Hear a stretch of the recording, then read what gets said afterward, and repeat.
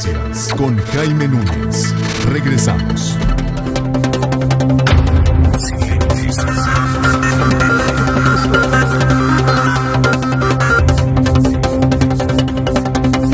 Las 8:30, 8 de la mañana, 30 minutos es el tiempo del centro del país. Recuerde que estamos completamente en vivo en este espacio informativo de Grupo Fórmula.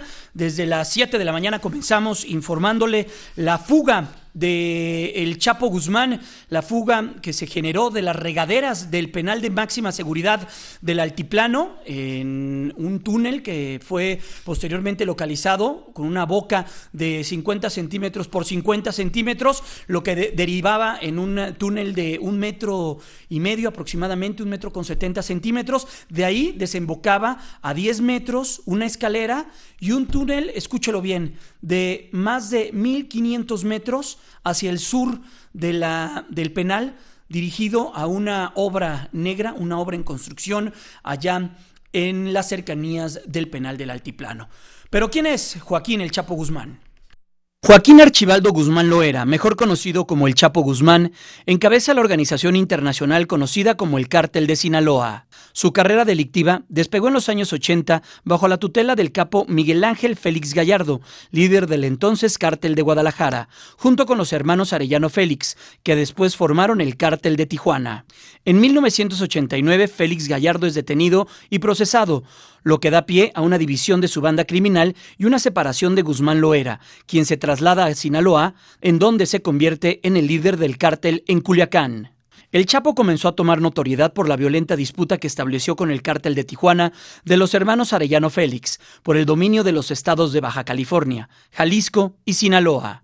Al paso de los años, ambos cárteles desarrollaron una profunda rivalidad, la cual alcanzó uno de sus puntos más violentos el 24 de mayo de 1993, cuando ambas bandas protagonizaron una mortal balacera en el Aeropuerto Internacional de Guadalajara, donde una de las 7 víctimas fue el cardenal Juan Jesús Posadas Ocampo. Después del arresto de Osiel Cárdenas, el 14 de marzo del 2003, líder del Cártel del Golfo, el Chapo Guzmán se convirtió en el principal traficante de drogas en México y probablemente también a nivel internacional. Después de su fuga, se convirtió en el segundo hombre más buscado por la Interpol y el FBI, después del ahora fallecido Osama Bin Laden. Posteriormente a la muerte de Bin Laden en el 2011, en el ranking titulado Los nuevos 10 más buscados, que se elabora a partir de una lista realizada por la revista Forbes, quien lo colocó en el primer lugar al Chapo Guzmán como el calificado hombre más peligroso e implacable. Forbes calculó su fortuna en $1,000 millones y en el año 2009 lo colocó en el lugar 41 entre las personas más poderosas del mundo, bajando en el 2010 al puesto 60 de la misma lista y subiendo al puesto 55 ya para el año 2011. De acuerdo a reportes de inteligencia, el capo más buscado ha podido extender su poderío a 17 entidades de la República Mexicana, fortalecer el trasiego de drogas hacia los Estados Unidos, lo que ningún otro cártel mexicano había logrado hasta ahora. La historia del narcotraficante concluye el pasado 22 de febrero del 2014 en Mazatlán, Sinaloa. En un operativo federal sin un solo disparo, es capturado. Y bueno, hoy estamos informándole que evadió la responsabilidad y la justicia del penal de máxima seguridad del Altiplano, cuando a las 8:52 dejaron de tener contacto con él visual. Está con nosotros Fernando Ávila, nuestro experto en la agenda política. Fernando, muy buenos días. Jaime, muy buenos días. Nos fuimos un poquitito más largo para poder platicar contigo. Sin duda, lo que sucedió esta madrugada en el penal del Altiplano, y pues no podemos evadir la realidad, tendrá una, en el ámbito político tendrá una consecuencia. No lo quisiéramos decir, pero sí tendrá una consecuencia política. Sin duda alguna, todos los eventos de estas características, sobre todo con un impacto que ya lo estamos percibiendo incluso a nivel internacional, tienen de alguna suerte impacto, valga, en el terreno político. Lo acabamos de ver simplemente lo que se refería ya en la gira del propio presidente de la República, un reajuste en la propia agenda, algunos elementos o inclusive invitados tendrán seguramente que regresar de inmediato al país a tomar posición respecto a lo que está sucediendo y sobre todo a reencauzar evidentemente no solo la investigación para la recaptura del capo, sino además por supuesto para revisar qué fue lo que pasó, cuáles son las fallas del sistema penitenciario, en este caso mexicano y particularmente de la principal prisión de máxima seguridad del país, que permite una fuga, como bien lo señalabas al inicio, seguramente planeada y orquestada desde prácticamente el momento mismo en que el Chapo Guzmán había pisado la prisión y que bueno, lleva a término justamente esta fuga que evidencia, insisto, una serie de fallas, no solamente del sistema penitenciario, sino quizás de algunos de los controles de confianza que se pueden tener dentro del propio penal. ¿Qué es lo que estamos viendo? ¿Ante qué estamos, Fernando? Estamos, sí, ante, sin duda, temas de corrupción, temas de falta de inteligencia del Estado. Nadie se enteró nunca, nadie supo en verdad que estaban cavando un túnel de más de 1,500 metros. Nadie tiene bajo resguardo o en una caja de seguridad los planos de una de las prisiones de alta seguridad que cuenta este país. Bueno, insisto, sin duda alguna, por eso señalaba, no solamente la revisión de cómo se falla en sí misma la parte interna del propio penal, a reserva de que por supuesto se pueda demostrar, es prácticamente evidente la colusión o la complicidad que puede existir al interior del mismo para que se puedan dar este tipo de eventos. Sin embargo, lo cierto también es que con todos los mecanismos tecnológicos que hoy existen, bien lo señalas, es prácticamente increíble no pensar que pudo haberse previsto y sobre todo evitado circunstancias como estas. Con toda la tecnología que hay. Por supuesto, o sea, finalmente, hoy por hoy tenemos un sistema de geolocalización, por ejemplo, exacto, que permitiría fácilmente ubicar no solamente a cualquier persona, sino evidentemente a presos de esta magnitud, por supuesto. A ver, Fernando, en el tema de las campañas políticas,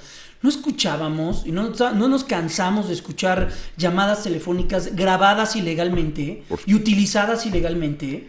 Y ahora nadie sabe, no se graban las llamadas que tienen los reos con la gente cercana, con quien nos va a visitar. Veíamos también hace muy poco que el periodista Joaquín López Dóriga, a través de una de sus columnas, daba a conocer que una persona había entrado al penal de alta seguridad con una identificación falsa del INE.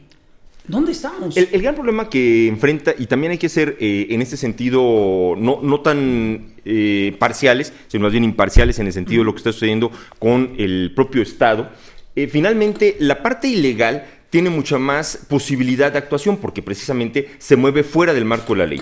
El Estado mexicano tiene que respetar el estado de la ley y en consecuencia, por ejemplo, sí se graban las conversaciones, pero solo las que tienen carácter oficial, es decir, las que tiene el preso con sus representantes a través de las cabinas. Esas se graban, pero todas aquellas conversaciones que de alguna suerte se generan de manera no propiamente formal y que eventualmente se pueden llevar a cabo, a pesar, insisto, los mecanismos que tienen ya las prisiones, todos estos dispositivos que bloquean las llamadas telefónicas, el acceso a celulares y cuestiones como estas, pero que finalmente se nota, se sabe, siguen siendo evadidas en la práctica, en los hechos, pues estas por supuesto no tienen esta posibilidad o no se llevan a cabo como tal. O sea, la realidad aquí es que tenemos que profundizar en cómo se está llevando a cabo, no solo, insisto, la capacitación, el manejo de los controles de confianza que tienen. El Estado mexicano le ha invertido muchísimo a este esquema con lo que son las fuerzas policiales de todos los niveles, y esto lo que no nos permite o no debería de permitir el dar de alguna suerte por cerrado el tema es qué es lo que está pasando en ese lado. ¿Qué es realmente, cómo se está invirtiendo esa capacitación? ¿Qué está haciendo para que no sean este tipo de cuestiones? ¿Por qué es tan sencillo pensar en que si una extradición se hubiera llevado a cabo, esto no hubiera sucedido? Es decir, difícilmente nos enteraríamos de una fuga en un penal de alta seguridad en Estados Unidos. ¿Y por qué en México sí ya se dio a cabo, en este caso particular, con este personaje en 2 ocasiones? Oye, ahora, ¿cuál es el riesgo que se corre en el ámbito político? Estamos hablando de política, estamos hablando netamente en temas de política. ¿Cuál es el riesgo que se corre cuando la captura de este personaje, de Joaquín Guzmán Loera, se utilizó como un estandarte y como una bandera? Cuando la fuga en el 2001 se utilizó como golpeteo político contra los gobiernos en ese entonces. El riesgo que se corre es que las fuerzas políticas tomen esta bandera y digan, se les escapó, se les dijimos y ahora fueron ustedes. Ahí ¿Cuáles son los riesgos y ante qué estaríamos enfrente? ¿Qué tendríamos enfrente nosotros como sociedad? Bueno, un evento de esas características, por supuesto que son tomadas como bandera política, por supuesto, por los opositores al régimen en el momento, lo mencionas adecuadamente. En el 2001, cuando Vicente Fox, 60 días. Exactamente, prácticamente se lleva a cabo esta cuestión. Bueno, se hablaba de este comparativo entre qué gobierno, de qué partido lo había capturado, a quién se le había escapado. En este caso, el gobierno federal en turno es quien lo captura y a quien se le está escapando. Lamentablemente, qué grave y qué lamentable, por supuesto, lamentablemente tendrá un impacto en el carácter político, tendrá implicaciones, inclusive, sabemos también, lo habíamos ya comentado, luego de la elección del 7 de junio, se prepara ya prácticamente lo que sería la sucesión presidencial en 2018, y este evento, sin duda alguna, va a tener repercusiones importantes en quienes pueden llegar a ser los candidatos o los precandidatos para 2018. Seguramente tendrá implicaciones dentro del gabinete del propio presidente Peña, habrá algunos reajustes en el gabinete de seguridad, y bueno, también habrá que esperar finalmente la propia reacción del gobierno del Estado mexicano respecto de cuánto tiempo logra evadirse de la acción de la justicia el Chapo Guzmán, qué tan fácilmente o qué tan hábil se puede demostrar las propias autoridades policiales para recapturarlo, si es el caso, y la implicación que esto podría tener. Fernando, por último, ¿qué papeles van a jugar las autoridades locales y estatales? Estado de México, el propio Distrito Federal, el propio Estado de Morelos, Michoacán, todas las entidades Guanajuato, todas estas entidades que se encuentran pues a un lado del Estado de México, el mismo Guerrero. ¿Qué papeles van a jugar las mismas autoridades, las procuradurías y los gobernadores? Por supuesto, tendrán una acción importante respecto a la coadyuvancia. Sabemos que estos son temas de índole totalmente federal. Inclusive el penal, a pesar de estar dentro del Estado de México, es totalmente administrado por la autoridad federal. Sin embargo, ciertamente las autoridades locales, llámese estatales y municipales, tendrán una acción fundamentalmente preventiva, participarán en la propia investigación y evidentemente, en función de lo bien que se realice este trabajo y esta coordinación, insisto, estarán en condiciones o en mejores condiciones de poder lograr esta recaptura. Aquí lo importante, además de revisar qué fue lo que falló, en qué nos actuó bien, quiénes participaron o fueron cómplices de esta fuga, lo que también es importantísimo es apostarle a la recaptura del Chapo Guzmán, claro, apostarle a la fortaleza del Estado mexicano y que, bueno, finalmente, si se dieron estas fallas, se puedan fácilmente o rápidamente corregir. Pues, Fernando Ávila, muchas gracias. Era importante saber el punto de vista político y las repercusiones políticas que tendrán lo que sucedió la madrugada de este domingo con la fuga de Joaquín Guzmán Loera del penal del Altiplano de máxima seguridad allá en el Estado de México. Fernando, muchas gracias y muy un gusto. Excelente fin de semana, Jaime. Gracias, igualmente. Vamos a ir a una pausa a las 8:43. Estamos completamente en vivo en este espacio informativo del fin de semana.